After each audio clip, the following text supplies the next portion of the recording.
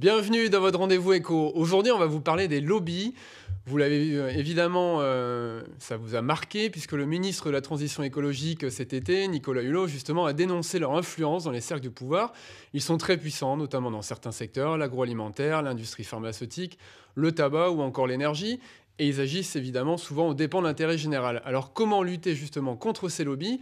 On va en débattre avec Jacques Louche, qui est le président d'honneur justement de l'industrie de l'industrie agroalimentaire en Aquitaine et qui est aussi conseiller au Conseil économique, social et environnemental régional, et avec une élue, Isabelle Boudinot, qui est vice-présidente à la région en charge de l'Europe et de l'international. Alors Isabelle Boudinot, justement, qu'est-ce que vous mettez derrière le mot lobby et est-ce qu'en tant qu'élue, vous avez été influencée? Alors, effectivement, le mot lobby mérite une définition, puisque après cette fameuse démission de Nicolas Hulot, le gouvernement a essayé de tout confondre en disant oui, non, mais les lobbies, il y en a partout, y compris du côté de l'environnement.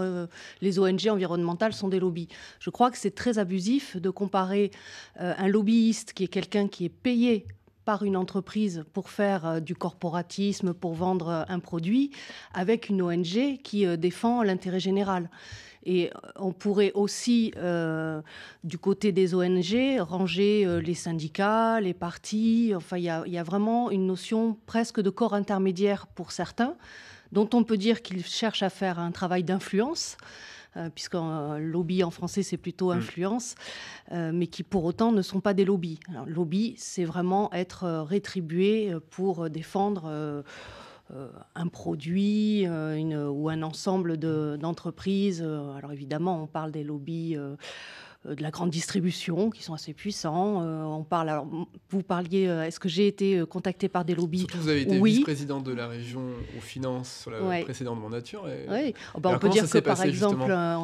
par exemple des banques, Dexia pour pas la nommer, à la grande époque des emprunts toxiques, faisaient un lobbying effréné et avec des méthodes absolument détestables qui allaient jusqu'à certains directeurs financiers qui voulaient pas rentrer dans leurs emprunts. Ils allaient expliquer aux élus que vraiment leur directeur n'était pas au niveau et que c'était pas quelqu'un de bien. Donc il y a vraiment des méthodes de lobby qui sont Surtout pour des emprunts assez, toxiques, quand même, hein? oui, voilà, Hein? il y a un vrai problème d'éthique chez certains lobbies qui reculent devant rien. Mais est-ce Et que c'est une pression permanente, justement, auprès du pouvoir, y compris régional? oh, on peut dire qu'on reçoit effectivement de temps en temps, c'est pas souvent, mais de temps en temps, des mails vous invitant à des déjeuners thématiques. Mais par exemple, là, il va y avoir le salon des maires. Tous les élus locaux reçoivent plusieurs mails de promoteurs immobiliers, de vendeurs de mobilier urbain. Bon, c'est du lobby. Le salon des maires en France, c'est un lieu de lobby évident. Donc il y en a un peu partout et il y en a beaucoup moins finalement à Bruxelles qu'au niveau des élus en Et alors, France. comment vous réagissez en tant qu'élu, par rapport, justement, à toutes ces requêtes, hein? Ah, moi, je mets systématiquement à la poubelle. Je n'ai jamais répondu à une invitation d'un lobby, y Parce qu'il y en a compris qui que... sont plus subtils dans les invitations, évidemment, hein. Oui, il y en a, ils essaient de vous intéresser en disant vous allez apprendre des choses, ce sera formateur pour vous, etc. Mais enfin, bon, grosso modo, on le repère. Et puis déjà, se faire inviter à déjeuner, on regarde à deux fois. Comme on dit, faut quand même se méfier et y aller avec une grande cuillère quand on ne connaît pas l'expéditeur de l'invitation. Donc non, je pense que c'est très facile de résister au lobby. Jacques Louche, vous avez été président, justement, des industries agroalimentaires en Aquitaine. Vous, la pression, c'était de faire pression, justement.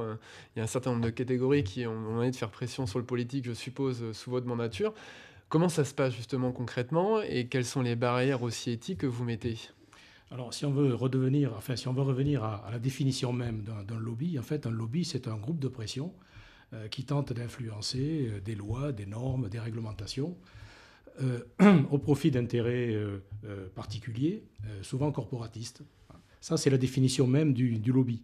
Des lobbies, moi, je considère que notre société est remplie de lobbies, plus ou moins déclarés, plus ou moins organisés. On va le voir sûrement dans le débat et dans son déroulé. Comment fonctionne un lobby? Un lobby d'abord part d'une connaissance d'un sujet, voire d'une expertise. Ça, c'est la première des choses. Ensuite, la connaissance des réseaux de décision. Qui décide? Qui est à même de pouvoir jouer un rôle dans mon lobby d'influence?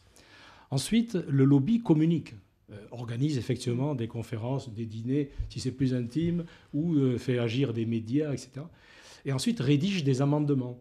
Ces amendements sont des textes qui sont censés venir modifier le texte initial proposé par l'exécutif et qui sont comment dirais-je, argumentés pour pouvoir justement tirer profit du texte initial pour privilégier ses propres avantages.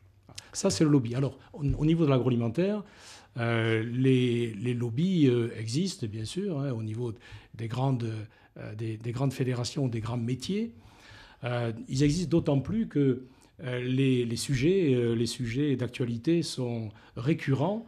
Il n'est pas rare que l'on parle du sel, du sucre, du gras, des pesticides etc., aussi. des pesticides en ce qui concerne l'agriculture.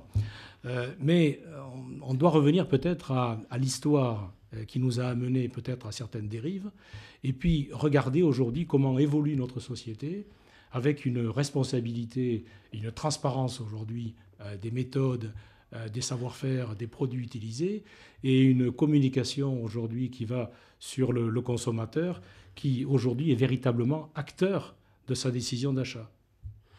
Là, par exemple, on accuse aujourd'hui le lobby agroalimentaire d'avoir trop favorisé la malbouffe. Vous, en tant que représentant de cette industrie, justement, qu'est-ce que vous répondez à ces critiques et comment ça s'est passé aussi avec les élus? Parce qu'évidemment, ça dépend aussi de la taille des groupes. Il y a des groupes qui sont plus puissants que d'autres, évidemment, dans ces secteurs-là.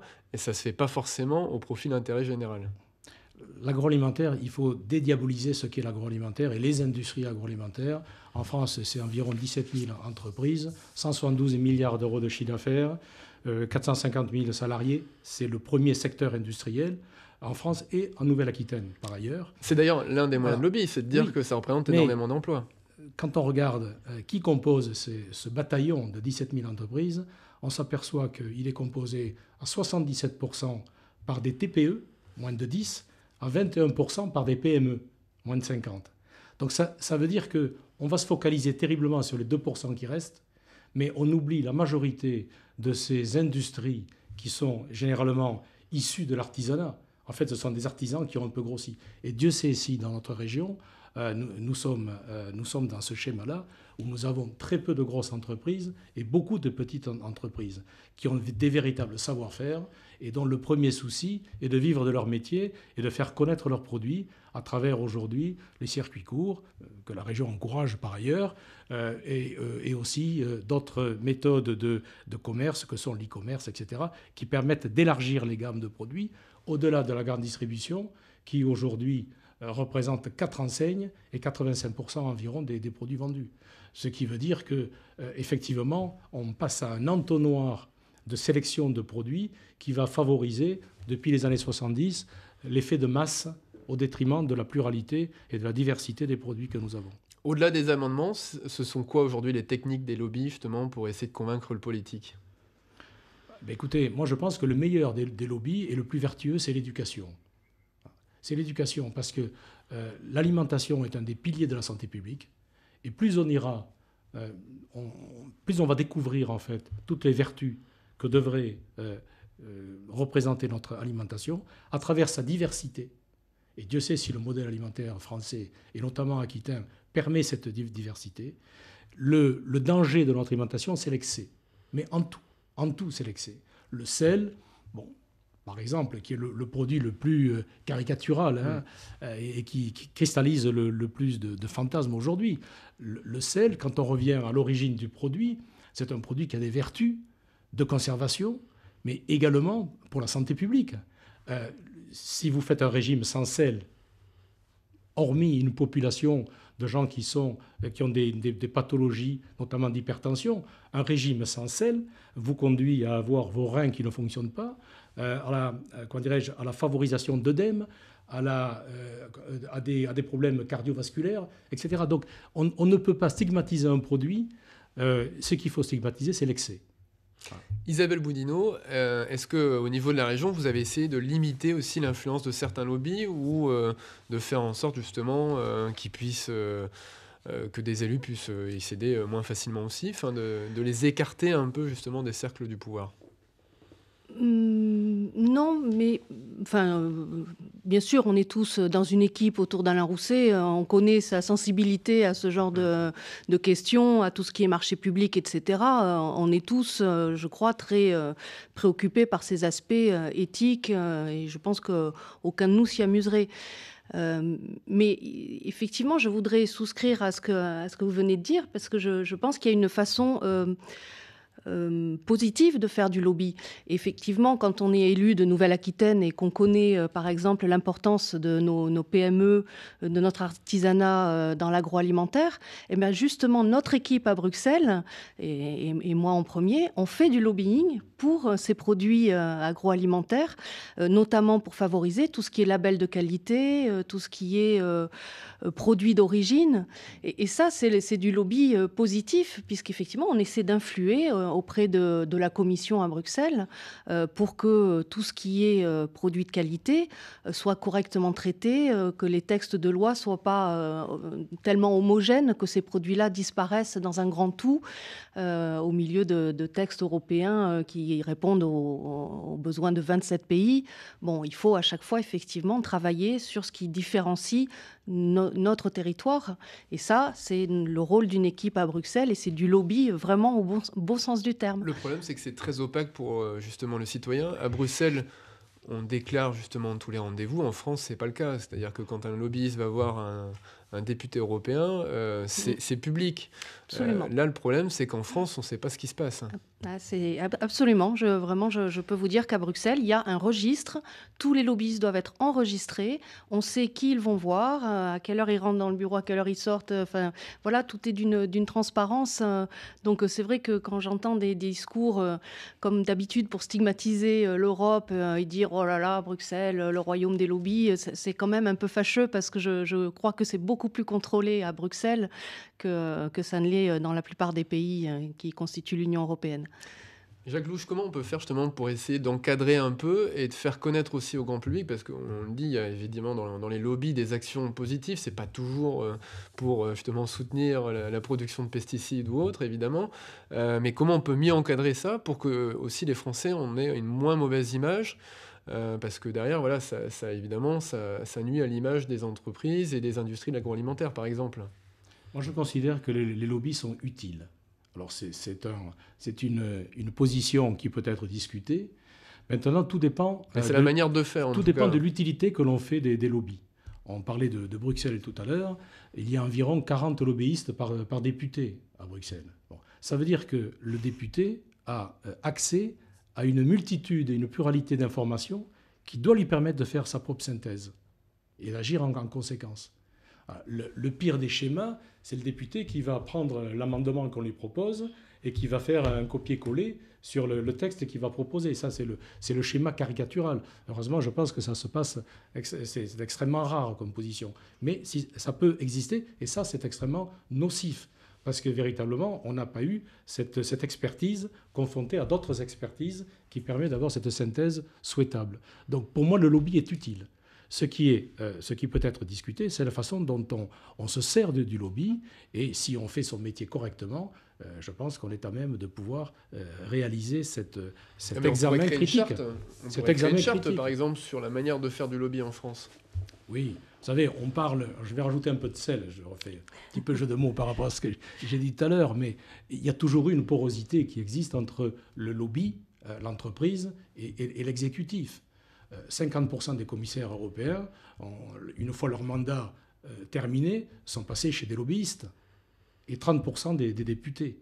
Ça fait peur. C'est important. Oui. La caricature, c'est Manuel Barroso qui est passé chez Goldman Sachs. Effectivement, désastreux. Il y en a d'autres. Chez Uber, on a récupéré aussi le commissaire comment dirais-je, aux industries numériques, etc. Donc ça a toujours existé. Maintenant, est-ce qu'il faut jeter la pierre ? Est-ce qu'on n'a pas le droit de poursuivre une carrière et est-ce qu'on doit être taxé toujours d'intérêt négatif lorsqu'on évolue dans sa vie personnelle? Ça, c'est une vraie question. Et vous, Isabelle Boudinot, en quelques mots, comment justement, parce que ça salit aussi l'image des élus, ça crée encore plus de fossé avec les citoyens, qu'est-ce que vous souhaitez pour que ça change un peu sur ce soit plus transparent, plus clair pour le citoyen au niveau des lobbies. Je crois que le problème est malheureusement pas celui des lobbies, il est celui de la cupidité de certaines personnes qui n'ont jamais assez d'argent et qui effectivement, comme d'Emmanuel Barroso, a voulu après avoir quelque chose d'extrêmement bien rémunéré et n'a eu absolument pas à l'esprit le tort qu'il faisait à l'institution dans laquelle il était avant de se faire recruter par Goldman Sachs, je crois. Voilà, ça c'est. Mais ça, les comportements personnels des gens, il n'y aura même pas, même une charte n'y arrivera pas, même règlement, même une loi. J'ai peur qu'il faille s'habituer à la faiblesse des personnes et oui, essayons de l'encadrer un maximum, mais voilà, et certains sont mobilisés par la cupidité, et ça, c'est un désastre qui nous amène d'ailleurs un peu tous dans le gouffre à l'heure actuelle. Merci beaucoup à tous les deux. C'est un sujet évidemment sur lequel on reviendra, qui est complexe. À très vite sur TV7.